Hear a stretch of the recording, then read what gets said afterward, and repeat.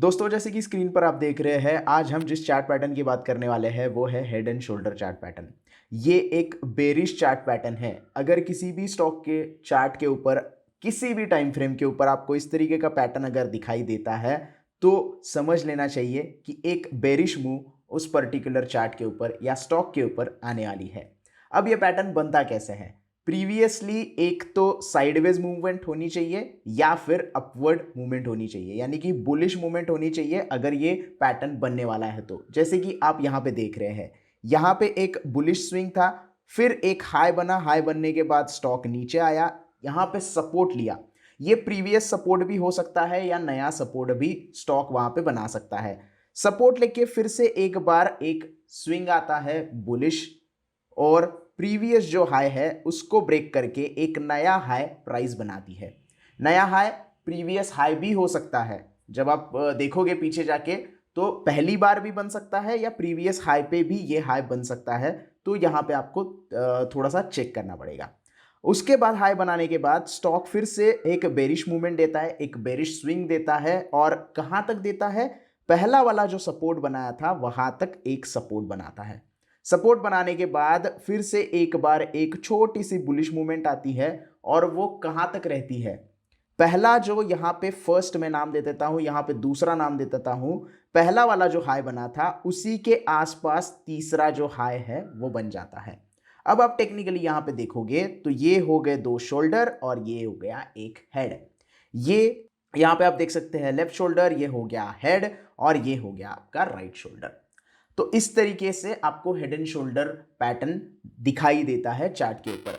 Example भी मैं दिखाऊंगा और उसके ऊपर हम डिस्कस भी करेंगे कि टारगेट कितना रखना होता है, वो भी दिखाऊंगा। लेकिन ये जो यहाँ पे लिखा हुआ है पॉज करके पढ़ भी सकते हो, जो मैंने बताया वो यहीं पे बताया है, तो इससे यहाँ पे कुछ ज्यादा कुछ अलग लिखा नहीं है। सिर्फ यहाँ पे एक है कि बुलिश अगर ट्रेंड होगा तो बेरिश में रिवर्सल आ जाएगा। तो इससे आपको पता चलता है कि हेड एंड शोल्डर एक रिवर्सल चार्ट पैटर्न है।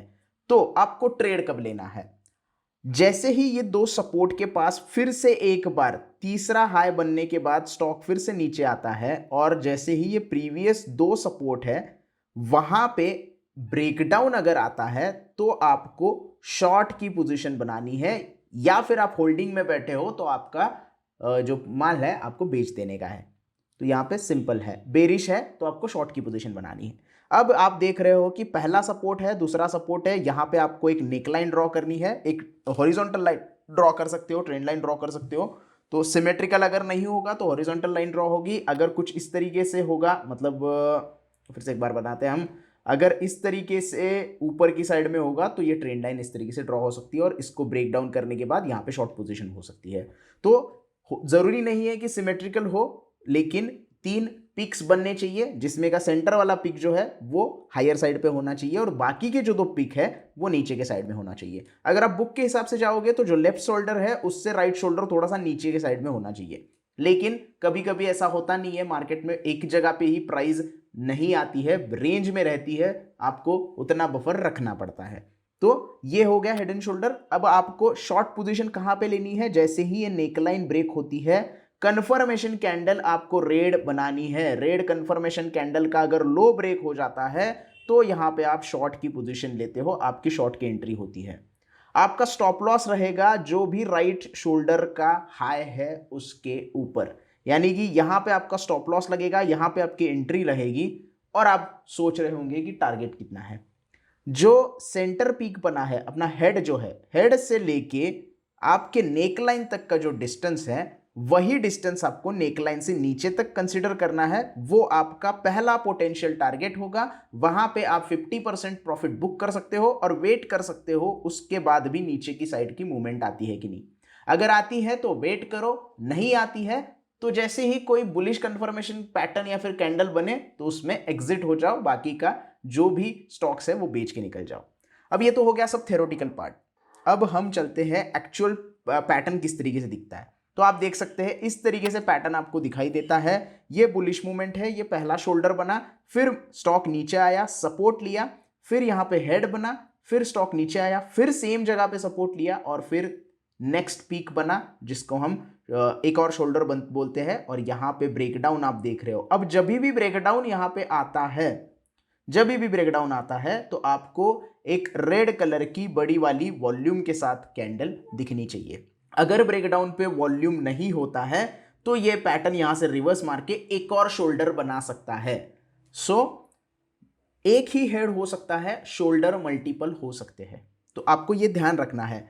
कभी कभी कैसे होता है कि मार्केट में प्राइस इस तरीके से आपको दो हेड बनाती है, फिर एक ऐसे इस तरीके से है, दो शोल्डर बनाती है लेफ्ट के, फिर एक हेड बनता है, फिर दो शोल्डर बनाती है राइट के, तो इसे भी कंसीडर किया जाएगा हेड एंड शोल्डर ही। There are multiple shoulders available, तो आपको टेंशन लेने की जरूरत नहीं है। ब्रेकडाउन, सिर्फ ब्रेकडाउन को वॉल्यूम आपको अच्छे तरीके से देखना है। अब आते हैं एग्जाम्पल के ऊपर। निफ्टी का एग्जाम्पल सबसे पहले हम यहाँ पे देखेंगे। जैसे कि आप देख रहे हैं मैंने चार्ट के ऊपर ऑलरेडी बना के रखा था। ये वो वक्त था जब निफ्टी जो है वो पीक पे था कोविड के बाद। अब किस तरीके से ये पैटर्न्स आपको पहले ही बता देते हैं कि बेरिश मूवमेंट आने वाला है, ये आप देख सकते हैं। अब डेट अगर आप देखोगे तो ये देख सकते हो आप, जो हाई बना था हेड का वो 19 अक्टूबर 2021, यानी कि जो रैली थी कोविड की, जो रैली थी वो पूरी की पूरी आप यहां पे देख सकते हो, और पीक बन गया था, ऑल टाइम हाई पे था निफ्टी इस वक्त। यहां से एक मूवमेंट आई नीचे, फिर एक रिकवरी आई, फिर यहां से ब्रेकडाउन आ गया। अब किस तरीके से ये लेफ्ट शोल्डर और राइट शोल्डर बने हैं आप देख सकते हैं। पहला पीक यहां पे बना, उसके बाद नीचे आ गया स्टॉक, फिर सपोर्ट लिया, फिर यहां पे दूसरा पीक बना, फिर स्टॉक नीचे आके सपोर्ट लिया, फिर तीसरा यहां पे पीक बना, और यहां पे ब्रेकडाउन आ गया। ब्रेकडाउन आने के बाद आप देख सकते हो यहां तक स्टॉक्स नीचे आया था, क्योंकि प्रीवियस सपोर्ट ये हमने ऑलरेडी ड्रॉ कर रखा था। अब जैसे मैंने कहा कि आपको टारगेट कितना रखना है, तो हेड से लेके नेकलाइन तक का आपको टारगेट रखना है। तो उसके लिए हम क्या करेंगे, एक यहाँ पे इंफॉर्मेशन लाइन ले लेते हैं और यहां से लेके नीचे तक टारगेट देख लेते हैं। तो ये हो गया हमारा टारगेट, और अगर यही लाइन हम नेकलाइन से नीचे पकड़ते हैं तो ऑलमोस्ट टारगेट यहाँ पे कंप्लीट हो गया है। तो अगर इस डायरेक्शन में हम यहाँ पे पकड़ेंगे तो थोड़ा सा हॉरिजॉन्टल लाइन इसमें मार देते हैं हम, ताकि आसानी हो जाएगी देखने में। तो यहाँ पे अगर हमें टारगेट लेना है और हम इस इंफॉर्मेशन लाइन को थोड़ा सा डिलीट कर देते हैं, तो आप देख सकते हैं यहाँ तक स्टॉक नीचे आया है, नीचे आया फिर ऊपर गया, फिर यहां तक टारगेट कंप्लीट कर दिया।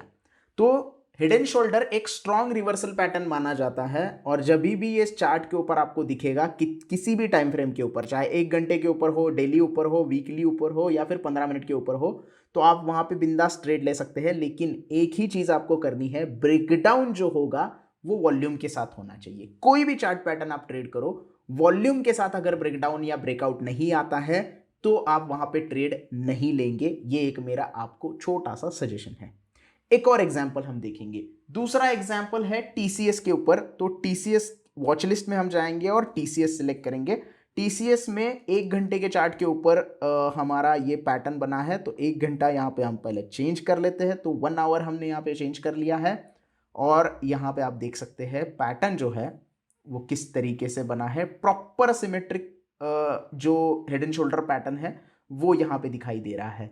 ये देखो साइडवेज मूवमेंट है, जरूरी नहीं है कि एक साइड मूवमेंट अपसाइड में हो जैसे हमने निफ्टी में देखा था, वो तो ऑलरेडी यहाँ पे हमें दिखाई दे रही है बुलिश मूवमेंट। फिर पहला यहाँ पे पीक बना, फिर यहाँ पे सपोर्ट लिया, फिर हेड बना, फिर यहाँ पे सेम जगह पे सपोर्ट लेके दूसरा शोल्डर बना, फिर यहां से ब्रेकडाउन आ गया। अब ये ब्रेकडाउन आप देख सकते हो, बड़ी वाली कैंडल का ब्रेकडाउन आया है। अगर मैं वॉल्यूम यहां पे ओपन करूं, तो वॉल्यूम तो ओपन ही है, दिखाई दे सकता है आपको।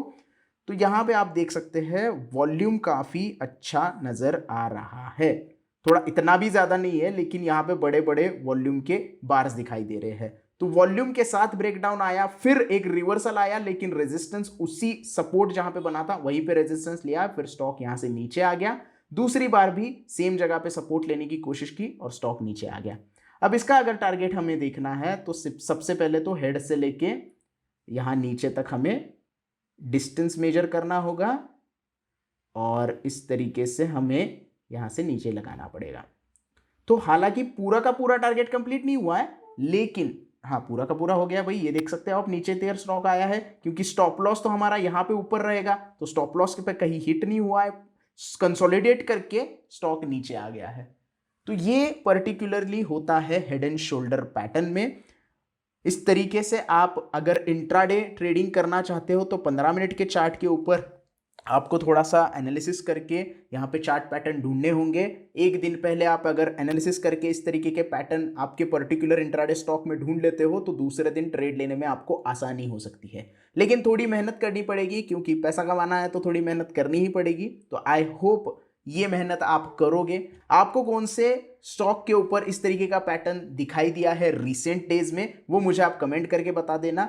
अगर कोई डाउट है इस पैटर्न में तो वो भी आप पूछ सकते हैं कमेंट में। वीडियो अच्छी लगी हो तो प्लीज़ लाइक करना, ज़्यादा से ज़्यादा शेयर करना और चैनल को सब्सक्राइब करना ना भूलना। धन्यवाद।